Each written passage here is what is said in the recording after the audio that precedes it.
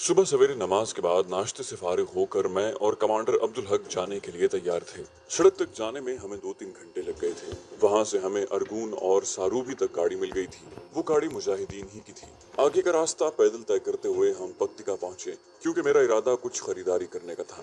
करीबन 2 हफ्ते पहले मैं चचा शमरेज के घर तहाइफ भिजवा चुका था, लेकिन खुद उसी रास्ते से जाने का इरादा किया तो खाली हाथ जाना मुनासिब न लगा। रात हमने शहर में गुजारने की बजाय आगे जाने को तरजीह दी थी। सुबह के करीब हम अपने ठिकाने पर पहुंच गए थे। नाश्ता वगैरह करके हम आराम करने लेट गए। जोहर की नमाज पढ़कर मैं जाने के लिए तैयार था। कमांडर अब्दुल हक ने भी छुट्टी जाना था, इसलिए वो भी मेरे साथ चल पड़ा। जिन रस्तों को मैंने पिछली बार बचाकर भागते हुए तय किया था, उन रस्तों को पैदल उबूर करते हुए अच्छा लगा। इशा के करीब हम गजनी खेल गांव के मज़ाफात से गुजर रहे थे। रात गुजारने के लिए वहां के सरदार की बैठक एक बेहतरीन चुनाव था। मैं कमांडर अब्दुल हक को साथ लेकर उसी जाने बढ़ गया। सैलाब खान मुझे देखकर बहुत खुश हुआ। उसने फौरन ही हमारे लिए खुसूसी खाना तैयार करने का हुक्म दे दिया। कमांडर रशीद जान, उल्फत बादशाह, मशर खान, नौशाद गुल, गुलरेज वगैरह वहाँ इकट्ठे हो गए थे। उनसे रुखसत होने के बाद मेरा शलोबर कबीले से जो टाकरा हुआ था और उसके नतीजे में शलोबरों के जख्मी और कत्ल होने वाले अफराद की खबर उन तक भी पहुंची थी। मेरे साथ उनके रवैये में पहले से ज्यादा अकीदत झलक रही थी। मैंने सरदार सैलाब को बताया कि उनके कबीले में कोई गद्दार मौजूद है जिसने मेरे बारे में शलोबरों को इत्तला फराहम की थी। सरदार सैलाब खान ने सर हिलाते हुए कहा, एक नहीं 2 थे। दोनों के सर काटकर शलोबर कबीले को भिजवा दिए हैं। अलबत्ता उनके धड़ यहीं दफन करने पड़े, और सर के बगैर जनाजा हो सकता है या नहीं, इस मसले के बारे में चूंकि हमें कोई खास मालूमात नहीं थी, इसलिए हम जनाजा नहीं पढ़ सके। मैंने कहा, धड़ के बगैर जनाजा होता है या नहीं, यकीनन ये मसला शलोबरों को भी मालूम नहीं होगा, और उन्होंने भी यही हल सोचा होगा जो आप लोगों ने सोचा है। कमांडर अब्दुल हक ने लुकमा दिया। गद्दारों का यही अंजाम हुआ करता है कि उन्हें न तो अपना तस्लीम करते हैं और न गैर ही अपनाने को तैयार होते हैं। वो क्या कहावत है, धोबी का कुत्ता न घर का न घाट का। इसी गपशप के दौरान खाना तैयार हो गया था। खाना खाने के बाद भी सैलाब खान और बाकियों ने हमें इतनी जल्दी सोने नहीं दिया था। उनकी शलोबरों के साथ अभी तक सुलह नहीं हुई थी। इस ज़िमन में 2-3 जिरगे हो चुके थे। अब आखिरी और हतमी जिरगा 1 हफ्ते बाद होना था। मेरे अपने इतने मसाइल थे कि मैं दूसरों के मामलात की जानिब तवज्जो नहीं दे सकता था। वो अपने कबीले की लड़की को फांसी देते, उसका सर कलम करते, या उसके अलावा उनका कोई और मंसूबा होता, मुझे उस बारे में जानने में कोई दिलचस्पी नहीं थी। इसलिए उनकी लड़ाई के बारे में इजमालन पूछकर मैंने गुफ्तगू का रुख बदल दिया था। रात को देर से सोने के बावजूद हम सुबह की नमाज और नाश्ते से फारिग होकर जाने के लिए तैयार थे। सरदार सैलाब खान ने अपने कबीले के दर्जन भर आदमी मेरी हिफाजत के पेश नजर मेरे साथ रवाना करने चाहे, मगर मैंने मना कर दिया।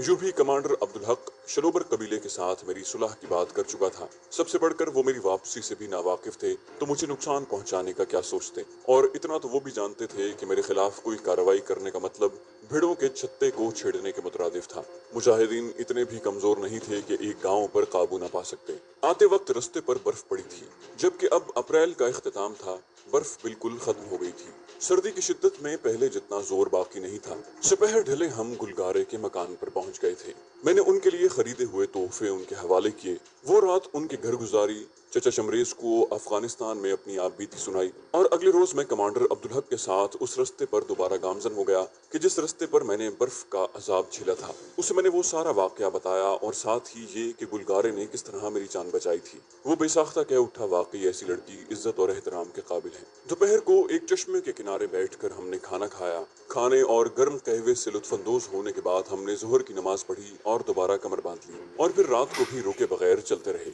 सुबह की अजान के वक्त हम अंगूर अड्डे पहुंच गए थे। कमांडर नसरुल्लाह खोजल खेल ने हमें बड़े खुलूस से खुशामदीद कहा था। सारी रात चलने की वजह से हम थकन महसूस कर रहे थे, लेकिन हमारा इरादा आराम करने का बिल्कुल नहीं था। चचा नसरुल्लाह के पास नाश्ता करके हम गपशप करने लगे। उनके पास हमारे लिए कोई खुशखबरी मौजूद नहीं थी। कमांडर इस्लाम के बारे में मालूम हुआ कि वो पलवशा और सरदार के बारे में पूछगिछ करने आया। उसके बाद उनकी कोई खबर नहीं थी। मुझे कुछ समझ में नहीं आ रहा था कि क्या करूं। अलबत्ता कमांडर अब्दुल हक ने मुझे जबरदस्ती चलने का कहा था। उसका कहना था कि मैं एक बार अपने सीनियर से मुलाकात करूं, मुझ पर लगे इल्जामात के सबूत मिलने के बाद मेरे लिए क्या तय किया जाना है, इसका सामना कर लूं, उसके बाद मैं आराम से पलवशा को तलाश कर सकता हूं। मुझे उसकी बात मानना पड़ी, और हम चचा नसरुल्लाह से इजाजत लेकर वैगन अड्डे की तरफ बढ़ गए। उनसे ली हुई क्लैशनकोफ मैंने उनके पास ही छोड़ दी थी, क्योंकि वो मैं अपने साथ तो नहीं ले जा सकता था। डेरा इस्माइल खान पहुंचकर कमांडर अब्दुल हक मुझसे अलविदा होते वक्त अजीब से लहजे में बोला, ज़ीशान भाई, मुझे माफ कर देना। मेरे चेहरे पर हैरानी भरी मुस्कुराहट उभरी। क्या मतलब? वो गुलूगीर लहजे में बोला, वैसे ही बस दानिस्ता या नादानिस्तगी में कोई गलती हो जाती है ना। मैं उसकी पीठ थपथपाते हुए बोला, वो तो हर किसी से हो जाती है, शायद मुझसे भी हुई हो। वैगन अड्डे से उसने पिशावर की गाड़ी पकड़ी और मैं रावलपिंडी रवाना हो गया। मुझे मालूम था कि घर जाकर मैंने फंस जाना है और घर वालों ने पलवशा के बारे में पूछ पूछ कर मेरे दिमाग की लस्सी बनानी है। इसलिए बेहतर यही था कि मैं पहले औरंगजेब साहब से मुलाकात करता। डेरा इस्माइल खान से रावलपिंडी तक मैं अपनी नींद पूरी करता रहा। सुबह की अजान के वक्त मैं पीर वधाई मोड़ पर उतर रहा था। मेरा मोबाइल फोन वगैरह चूंकि औरंगजेब साहब के पास ही रह गया था, इसलिए मुझे एक दुकानदार से फोन मांगकर औरंगजेब साहब को कॉल करना पड़ी। वो सोया हुआ था। उसकी नींद में डूबी हुई हेलो मेरे कानों में गूंजी। मैंने फौरन कहा, अस्सलाम वालेकुम सर, मैं जीशान बात कर रहा हूँ और इस वक्त पीर वधाई मोड़ पर खड़ा हूँ। उनकी आवाज से गुनूदगी गायब हो गई। वालेकुम अस्सलाम, मुझे 20 मिनट लगेंगे। मैं वहीं पर उनका इंतजार करने लगा। वो बताए गए वक्त से 2 मिनट पहले पहुंच गए थे। पुरतपाक अंदाज में मुझसे छाती मिलाते हुए उन्होंने मेरी पीठ थपकी और मैं उनके साथ रवाना हो गया। कार आगे बढ़ाते ही उन्होंने सवाल किया, वैसे वो सबूत तुम्हें खुद लाने चाहिए थे। मैंने कहा, बस सर, एक छोटे से काम के लिए वहीं रह गया था, इसलिए किसी और के हाथ भिजवाने पड़े। वो मुस्कुराए, तुम्हारा छोटा काम किसी के सर में गोली उतारना ही हो सकता है। मेरे लबों पर फीकी मुस्कुराहट नमूदार हुई। कुछ ऐसा ही समझे सर। वो बोला, तुम्हारी कहानी तो तफसील से सुनूंगा, फिलहाल ये सुन लो कि तुम पर लगे इल्जामात तो साफ हो गए हैं, लेकिन मुझे बेहोश करके तुमने भागने की जो गलती की है उसका मुकदमा अभी तक बाकी है। ये कहते हुए वो खिलखिलाकर हंस पड़े।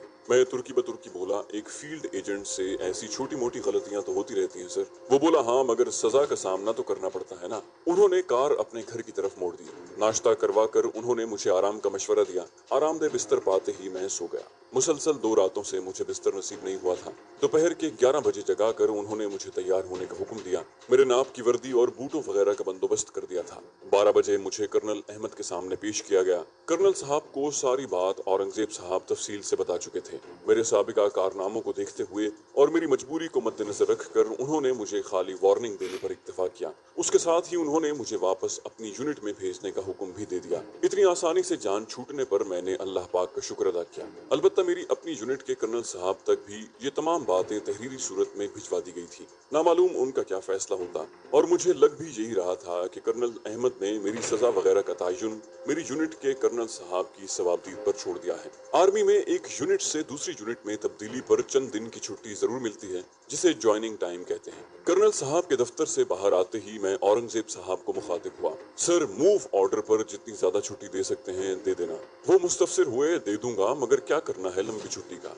मैं साफ गोई से बोला, सर, मेरी बीवी पलवशा का अब तक पता नहीं चला, उसकी तलाश में जाना है। यूं भी औरंगजेब के साथ मेरा ताल्लुक सीनियर जूनियर के अलावा भी कुछ बन चुका था, इसलिए मैं उनसे कोई बात खुफिया नहीं रखना चाहता था। उनके चेहरे पर हैरानी उभरी। क्या? मैंने कहा, जी सर, सरदार खान और पलवशा भी मेरी बेगुनाही के सबूत ढूंढने गए थे। शायद सरदार खान को तो भगोड़ा जाहिर कर दिया गया हो, उसकी छुट्टी तो कब की खत्म हो चुकी होगी। औरंगजेब साहब मेरी बात का जवाब दिए बगैर मुझे साथ लेकर अपने दफ्तर में दाखिल हुए। मुझे बैठने का इशारा करके उन्होंने इंटरकॉम उठाकर क्लर्क को मेरा यूनिट वापसी का मूव ऑर्डर तैयार करने का हुक्म दिया और साथ ही ये बता दिया कि ज्वाइनिंग टाइम 29 दिन भरे। वो ज्यादा से ज्यादा इतनी ही छुट्टी दे सकते थे। रिसीवर रखकर उसने एक लिफाफा मेरी तरफ बढ़ाया जिसमें मेरा सर्विस कार्ड, शनाख्ती कार्ड और मोबाइल फोन वगैरह मौजूद थे। ये वो सामान था जो मेरी गिरफ्तारी के वक्त यहाँ जमा किया गया था।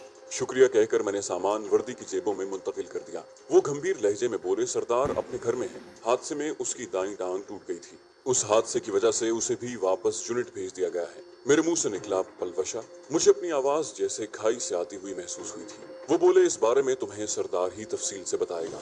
वो कुछ बताने पर आमादा नहीं थे। उनका दुख भरा लहजा मेरे दिल दहलाए हुए था। मैंने कहा, सर, कुछ तो बताएं। वो ठीक तो है ना? क्या वो भी हादसे के वक्त सरदार के साथ थी? मेरा जहन माऊफ होता जा रहा था। क्या सरदार की तरह वो भी जख्मी थी? अगर ऐसा था तो मुझे घर वालों ने क्यों नहीं बताया था? उन्हें तो लाजिमन ये खबर होना चाहिए थी। जब मुमकिन था कि जिस वक्त मैंने घर फोन किया था उस वक्त तक सरदार वगैरह का हादसा न हुआ हो। वो नपे तुले अल्फाज में बोले के बिछड़ने को और उनकी माजूरी वगैरह को हमें बर्दाश्त करना पड़ता है। अब मैं नहीं जानता कि पलवशा के साथ क्या हुआ है या कुछ भी नहीं हुआ। ये सरदार को मालूम है, वही तुम्हें तफसील से बता सकता है। सच कहूँ तो मैं बस एक बार ही सरसरी अंदाज में सरदार से मिल पाया हूँ, और तुम्हारी बीवी चूंकि कोई सरकारी आदमी नहीं है, इसलिए न मैंने सरदार से उसके मुताल्लिक कुछ पूछा और न उसने कुछ बताने की जहमत की। मैंने कहा, सर, झूठ बोलकर मुझे बहलाने की कोशिश न करें। वो बोले, मूव ऑर्डर बनने तक अपनी वर्दी वगैरह उतार लो। उसने जेब से कार की चाबी निकाल कर मेरी तरफ फेंक दी। मैं जिद होकर बोला, आखिर आप मुझे बता क्यों नहीं देते कि असल बात क्या है? उसने कुर्सी घुमाकर अपना रुख दीवार की जानिब मोड़ लिया। बोला, अगर मुझे मालूम होता तो जरूर बताता। एक लम्हा सोचने के बाद मैं उनके दफ्तर से निकल गया। उनके घर पहुंचकर मैंने जल्दी जल्दी वर्दी उतार कर कपड़े पहने और फिर अपना सामान समेट कर वहां से निकल आया। वापसी पर मेरा मूव ऑर्डर तैयार हो चुका था। मूव ऑर्डर मुझे पकड़ाते हुए औरंगजेब साहब कहने लगे, कार की चाबी अपने पास रखो, बाद में वापस कर देना। मैं फिलहाल सरकारी गाड़ी पर गुजारा कर लूंगा। शुक्रिया वगैरह अदा करने का तकल्लुफ किए बगैर मैं उनसे मुसाफा करके कार की जानिब बढ़ गया। मेरी ड्राइविंग सीट पर बैठते ही वो झुक कर नसीहत करता हुआ बोला, एहतियात से जाना, तेज रफ्तारी से माजी में हुआ काम तो तब्दील नहीं हो सकेगा, अलबत्ता तुम खुद माजी बन जाओगे। जी सर कहते हुए मैंने कार मोड़ ली। मोबाइल फोन की बैटरी बंद पड़े पड़े खत्म हो चुकी थी। सबसे पहले मैंने एटीएम से जरूरत के मुताबिक रकम निकाली और फिर एक नया मोबाइल फोन खरीद कर अपना सिम कार्ड उसमें मुंतकिल कर दिया। एक इजी लोड की दुकान से सिम कार्ड रिचार्ज करके मैंने फौरन सरदार को कॉल की। आगे से आपका मतलूबा नंबर किसी के इस्तेमाल में नहीं है कि बेहुदा खबर सुनकर मैं अब्बू जान का नंबर मिलाने लगा। चूंकि इस बार मैं जाती नंबर से कॉल कर रहा था, तभी उन्होंने मेरा नाम पूछने की जरूरत महसूस नहीं की थी। घंटी वसूल करते ही अब्बू जान की आवाज आई, अस्सलाम वालेकुम जीशान बेटा। मैंने कहा, वालेकुम अस्सलाम अब्बू जान, कैसे हैं आप? वो बोले, बिल्कुल ठीक हूँ बेटा, बाकी तमाम भी खैरियत से हैं, बाकी तुम दोनों की कमी महसूस हो रही है। उनकी बात सुनकर मेरा सांस रुकने लगा। आखिर कोई तो बात थी कि सरदार ने घर में पलवशा के मुतालिक कुछ भी नहीं बताया था। इसी तरह औरंगजेब साहब भी कुछ बताने पर राजी नहीं थे, या शायद सचमुच उन्हें कुछ मालूम नहीं था। मुझे खामोश पाकर अबू जान मुस्तफसिर हुए, चुप क्यों हो बेटा? मैंने कहा, बस ये इत्तला दे रहा था कि कल तक इंशाल्लाह मैं घर पहुंच जाऊंगा, बाकी गपशप मिलने पर होगी। उन्होंने इश्तियाक भरे लहजे में पूछा, पलवशा बेटी तुम्हारे साथ है? मैंने कहा, घर आकर बात करते हैं अब्बू, इस वक्त मैं ड्राइव कर रहा हूँ। उस वक्त मैं हाँ ना की हालत में नहीं था। उन्होंने राब्ता मुनक़ता कर दिया, ठीक है बेटा, अपना ख्याल रखना। मोबाइल फोन बंद करके मैंने साथ वाली सीट पर फेंका और खुद को तसल्ली देने के लिए कुछ बेहतर सोचने की कोशिश करने लगा, जो उस वक्त मुमकिन नहीं लग रहा था। हर सोच मेरे दिल को बिठाई जा रही थी। क्या मुझे माजूर पलवशा मंजूर थी? मैंने दिल से पूछा, जिसका जवाब निहायत वाज़े मिला, दिलो जान से मंजूर है, बस वो जिंदा हो, मैं सारी जिंदगी उसकी खिदमत करूंगा। अचानक ही मेरे दिमाग में कमांडर अब्दुल हक के जुमानी गुफ्तगू गूंजने लगी। उसने सरसरी अंदाज में पलवशा के लिए दुआ की थी और डेरा इस्माइल खान में मुझसे अलविदा होते वक्त उसने मुझसे माफी भी मांगी थी। रस्मी माजरत और किसी गलती पर माजरत चाहने में जमीन आसमान का फर्क होता है, और उस वक्त उसका अंदाज रस्मी माजरत वाला नहीं था। इसका साफ मतलब यही था कि उसे पलवशा के साथ पेश आने वाले हादसे के बारे में मालूम था, लेकिन उसने जानबूझकर मुझे लाइल्म रखा, और यही वजह थी कि उसने मेरी वापसी पर जोर दिया था। ये भी मुमकिन था कि उसे इस बारे निक स्टुअर्ट की मौत से पहले ही पता चल गया हो, और मुझे ज़हनी इंतशार से बचाने के लिए उसने ये खबर अपने तक महदूद रखी हो और बाद में शर्मिंदगी की वजह से इजहार न कर सका हो। इन तमाम उलझनों से मुझे सरदार खान ही निकाल सकता था। मैं एक बार सरदार के घर जा चुका था, और उस वक्त जो मेरी दिमागी हालत थी, उसके बाद औरंगजेब साहब की नसीहत पर अमल करना एक मजाक ही था। रावलपिंडी से सरदार के गांव तक 2.5-3 घंटों में पहुंच गया। उसके घर के सामने कार रोक कर मैं नीचे उतरा। दोपहर के 6 बज रहे थे। दरवाजे पर दस्तक देते ही एक छोटा सा लड़का दरवाजे पर आया। मैंने पूछा, सरदार खान घर पर हैं? उसने इस बात में सर हिलाया, हाँ मामू जान घर पर ही है। उसके साथ ही उसने अंदर की तरफ रुख मोड़कर हाँक लगाई, मामू जान आपका मेहमान है। दरवाजे की तरफ खटपट की आवाज आई, जैसे कोई बैसाखियों पर चल रहा हो। मेरा दिल जैसे डूबने लग गया था। छोटे बच्चे ने दरवाजे का एक किवाड़ खोल लिया था, और फिर सरदार खान मेरे सामने था। मुझे देखते ही वो सुन हो गया। कोई लफ्ज मुंह से निकाले बगैर हम एक दूसरे को घूरते रहे। वो पहले से काफी कमजोर हो गया था। दाईं टांग पर घुटने से नीचे प्लस्तर चढ़ा हुआ था, बाईं टांग अलबत्ता महफूज थी। उसके चेहरे पर अच्छी खासी दाढ़ी भी नजर आ रही थी। वो बोला, मोहसिन बेटा, बैठक का दरवाजा खोलो। अपने भांजे को कहकर वो मेरे करीब हुआ, और फिर वो मेरी बाहों में था। चंद लम्हों बाद हम बैठक में आमने सामने बैठे हुए थे। मैं उससे कोई सवाल पूछने की जरूरत नहीं कर पा रहा था। वो भी खामोश बैठा हुआ था। थोड़ी देर इसी खामोशी में गुजर कर गुफ्तगू की इब्तिदा सरदार ने की थी। बोला, ली जोना की कॉल आई थी, वो पाकिस्तान आने के लिए तैयार है, शायद महीने डेढ़ तक यहाँ पहुँच जाए। ये खुशी की खबर सुनाते हुए भी वो मुझे लग रहा था कि जैसे रो रहा हो। मैं खामोश बैठा रहा। वो दोबारा बोला, उसने नौकरी से इस्तीफा दे दिया है और अब पाकिस्तान आने के लिए कागजी कार्रवाई कर रही है। उसकी ये बातें एक ऐसी ही कोशिश लग रही थी जैसे बिल्ली को देखकर कबूतर आंखें बंद करके जान बचाने की कोशिश करता है। उसी वक्त उसका कमसिन भांजा ट्रे में शरबत का जग और 2 खाली गिलास रखे अंदर दाखिल हुआ। बड़ी मुश्किल से उसने ट्रे उठाई हुई थी। ट्रे मेज पर रखकर वो बाहर निकल गया था। मुझे सख्त प्यास महसूस हो रही थी, मगर मैंने जग को हाथ नहीं लगाया था। मेरे मुंह से फंसी फंसी आवाज निकली, क्या हुआ था? अभी तक मुझे ये पूछने की हिम्मत नहीं हुई थी कि पलवशा कहाँ है और किस हाल में है। मैं कुछ देर मजीद खुद को खुशफहमी में मुब्तला रखना चाहता था। मेरी बात सुनकर सरदार किसी गहरी सोच में खो गया। मेरी नजरें जमीन पर गड़ी हुई थी और दिल से दुआएं निकल रही थी कि सरदार के मुंह से कोई तसल्ली आमेज बात निकले। वो कह दे कि बस यार, बड़ी मुश्किल से हम दोनों की जान बची है, या हम मरते मरते बचे हैं। इस तरह की कोई बात सुनने के लिए मेरा पूरा वजूद हमतन गोश था। सरदार की खामोशी तूल पकड़ने लगी। मैंने भी उसे बोलने पर नहीं उकसाया था, बस इंतजार की अजियत को बर्दाश्त करता रहा। वो बोला, वो बहुत पुरअज़्म थी। उसे मुकम्मल यकीन था कि वो अपने राजू की बेगुनाही के सबूत जरूर हासिल कर लेगी। कहती थी, सरदार भाई, जान दे दूंगी मगर सबूत हासिल किए बगैर नहीं लौटूंगी। नसरुल्ला खान के घर से हमें तुम्हारे रखवाए हुए हथियार मिल गए थे। कमांडर नसरुल्ला ने अफगानिस्तान के रास्ते की तरफ हमारी रहनुमाई कर दी थी। अंगूर अड्डे से हम सरहद तक पहुंचे, मगर फिर उसका इरादा तब्दील हो गया। कहने लगी कि अफगानिस्तान जाकर टामक रोइयां मारने से बेहतर है कि यहाँ से किसी दहशतगर्द के ग्रुप में शामिल होकर वहां पहुंचे। इस तरह एल्बर्ट ग्रुप वगैरह को ढूंढने में आसानी रहेगी। उसे सबसे ज्यादा उम्मीद जेनिफर के मिलने की थी। उसे यकीन था कि जेनी उसकी मदद जरूर करती। सरहद के करीब जाकर हम वापस पलट आए थे। अपनी शक्ल छुपाने के लिए उसने हल्की हल्की मूछें और दाढ़ी चेहरे पर चिपकाकर सर पर पगड़ी लपेट रखी थी। मैंने बाल कटवाने का मशवरा दिया तो कहने लगी, क्यों अपने दोस्त से पिटवाना चाहते हो? राजू ने मना कर दिया है और आप जानते हैं ना कि उनकी बात को टालना मेरे लिए मुमकिन नहीं। मेरा चेहरा चूंकि दहशतगर्दों के लिए नया था, इसलिए मैंने हुलिया तब्दील करने की कोशिश नहीं की थी। उसका मंसूबा शुमाली वजीरिस्तान में दीगान के मलिक गुलबदीन के पास जाकर काम हासिल करने का था, क्योंकि उसे मालूम था कि मलिक गुलबदीन भी अमरीकियों का खास बंदा है। उसने मामू के घर जाकर अपने दूध शरीक भाई के बारे में मालूमात हासिल की, क्योंकि उसी के जरिए हम दहशतगर्दों में जगह बना सकते थे। मालूम हुआ कि वो एक ही दिन पहले तोरे खार रवाना हुआ है। स्नाइपर राइफल उसके मामू के घर छोड़कर हमने भी वैगन में बैठकर तोरे खार का रुख किया।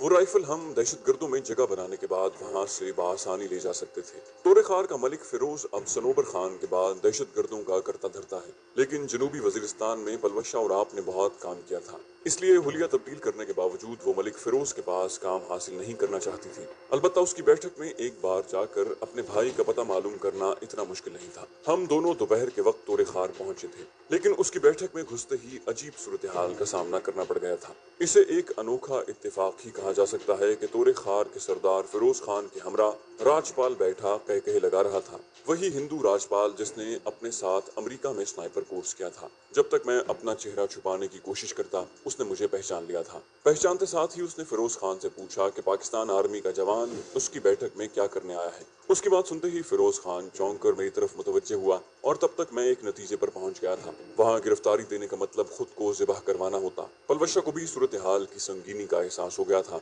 मैंने फौरन कंधे से लटकी क्लैशनकोफ उतार कर सेफ्टी लीवर ब्रस्ट पर लगाते हुए ट्रिगर दबा दिया। मेरा निशाना राजपाल ही था। मरने से पहले कम से कम एक दुश्मन से तो जान छूट जाती। राजपाल छाती में गोली खाकर तड़पने लग गया था। फिरोज खान के आदमी एक लम्हे के लिए हक्का बक्का रह गए थे। उस वक्त पलवशा ने मुझे बाहर की तरफ खींचा और हम भागकर बैठक से बाहर निकल आए। पैदल भागकर जान बचाना मुमकिन नहीं था, और खुशकिस्मती से वहां 3-4 गाड़ियां खड़ी थी। पलवशा ने फौरन एक डबल कैबिन का शीशा तोड़ा और अंदर घुसकर इग्निशन की तार तोड़कर गाड़ी को स्टार्ट करने की कोशिश की। इस दौरान मैंने बैठक के दरवाजे से बरामद होने वाले 2-3 दहशतगर्दों को अपना शिकार बना लिया था। बाकी दरवाजे की आड़ ही से फायरिंग का जवाब देने लगे। पलवशा ने डबल केबिन स्टार्ट करते ही मेरे लिए अगली नशिस्त का दरवाजा खोला और मेरे बैठते ही गाड़ी भगा दी। उस डबल केबिन के साथ खड़ी हुई 2 गाड़ियों के टायर फाड़कर मैंने वक्ती तौर पर नाकारा कर दिया था, मगर उनके पास बैठक में और गाड़ियां मौजूद थी। दुश्मन की 3 गाड़ियां हमारे ताक़ुब में थी। पलवशा बड़ी महारत से गाड़ी भगाए जा रही थी। मेरे पूछने पर उसने बताया था कि हम किसी काबिल खान महसूद के पास वशलाम जा रहे हैं। तीनों गाड़ियां पूरी कोशिश के बावजूद हमारे करीब नहीं पहुंची थी। वो बिला शक व शुबा एक बेहतरीन ड्राइवर थी, लेकिन फिर हमारी बदकिस्मती का ज़हूर हुआ। उस वक्त हम वशलाम के बिल्कुल करीब पहुंच गए थे और बिल्कुल ठीक जा रहे थे कि अचानक सड़क पर एक छोटा बच्चा अचानक ही हमारी गाड़ी के सामने आया। पलवशा ने स्टीयरिंग को बाएं जानिब काटा। गाड़ी कच्ची सड़क के किनारे एक बड़े पत्थर से टकराई और लुढ़कियां खाते हुए नशेब में गिरने लगी। मेरे दिमाग में जो आखिरी एहसास